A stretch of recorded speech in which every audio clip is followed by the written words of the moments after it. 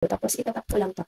Tapos yan, hindi na ako maghahanap kasi dito na mismo sa part ng Word ko, Microsoft Word ko, ay ginawa ko na siya as shortcut. Hi mga ka-style, for today's video, ituturo ko sa inyo kung paano makasave ng time. For example, yung isang data ay repeated everyday or madalas ginagamit natin. Kaya mas maganda na gawin nyo to para mas makasave kayo ng time. Hindi nyo na kailangan hanapin. For example, yung as for me kasi, yung DLM blank template, madalas ko siya ginagamit. Ayan, yung ginawa ko, hindi ko na kailangan hanapin yung DLL blank template. Pupunta na lang ako dito sa insert, tapos hahanapin ko dito, tapos itatap ko lang to. Tapos yan, hindi na ako maghahanap kasi dito na mismo sa part ng Word ko, Microsoft Word ko, ay ginawa ko na siya as shortcut, as quick part gallery. So kung paano gawin, ituturo ko sa inyo. Ayan, ang katulad din nito, ipapakita ko sa inyo na, for example, yung repeated kasi natin is yung heading for our school. Okay. Diba? Hindi ko na kailangan hanapin yung heading kasi yung school heading namin ay isang tap lang, nandito na agad. Hindi ko na siya kailangan hanapin. Kaya maganda kung malaman nyo dito para makasave ko ng time at malaking tulong to sa akin. Kasi yung gagawin natin, maghanap kayo ng word na repeated na ginagamit ninyo. For example, kadalasan kasi ginagamit natin kadalasan kasi ginagamit yung e-signature. Sige, highlight nyo lang to, tapos punta kayo sa insert, tapos dito sa text group, ayan, tap lang natin dito. Tapos, pindutin lang natin yung save selection to quick part gallery. Tapos, ayan, save lang natin. Tapos, mapangalanan natin signature. E-signature.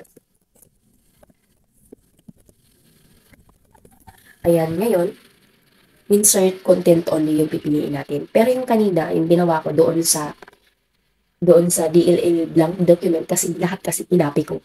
Ang pinili ko doon, insert content in its own page. Ayan, dahil dito ito lang naman gagamitin natin, insert content only. Kasi para hindi siya magbago ng page, mai-insert siya kung saan natin gusto i-insert. Ayan, tapos click OK. The next time, ayan, hindi kasi gagana kasi dito tayo kanina nag-save. So, close tayo, tapos mag-ano tayo ng new document para makita natin, ma-apply natin. Pindutin natin yung insert. Ayan, tapos dito tayo sa text view, kung saan sinave natin yung ano natin. Tapos, ayan, ganito yung e-signature. Itatap mo lang yan. Hindi ko na kailangan hanapin yung signature ko. Diba, sobrang dali lang. Sana nakatulong yung video nito. At kung nakatulong yung video nito, alam ko na nakatulong sa'yo. Alam ko makakatulong to sa marami. Kaya share mo na rin para makatulong tayo sa iba. Thank you for watching. Tapos, itatap ko lang to.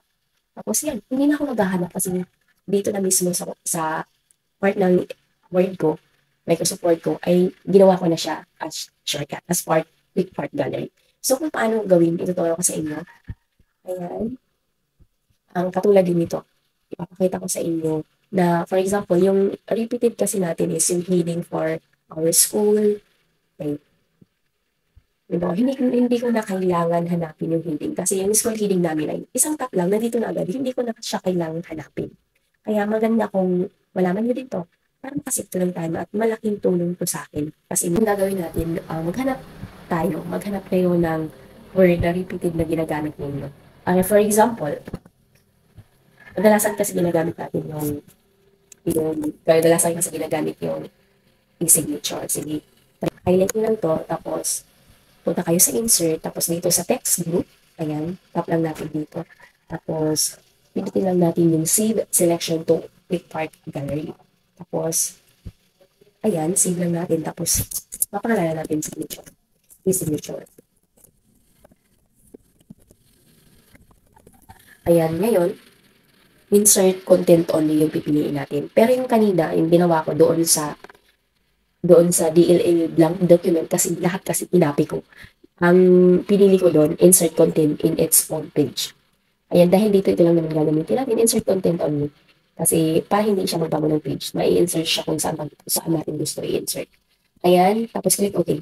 The next time, ayan, hindi kasi gagana kasi dito tayo kanina nag-save. So, close tayo, tapos mag-ano tayo ng new document para makita natin, ma-apply natin. Pindutin natin yung insert. Ayan, tapos dito tayo sa text view, kung saan sinave natin yung ano natin. Tapos, ayan, ganito yung e-signature. Itatap mo lang yan. Hindi ko na kailangan hanapin yung signature ko. Diba, sobrang dali lang. Sana nakatulong yung video nito. At kung nakatulong yung video nito, alam ko na nakatulong sa'yo. Alam ko makakatulong to sa marami, kaya share mo na rin para makatulong tayo sa iba. Thank you for watching.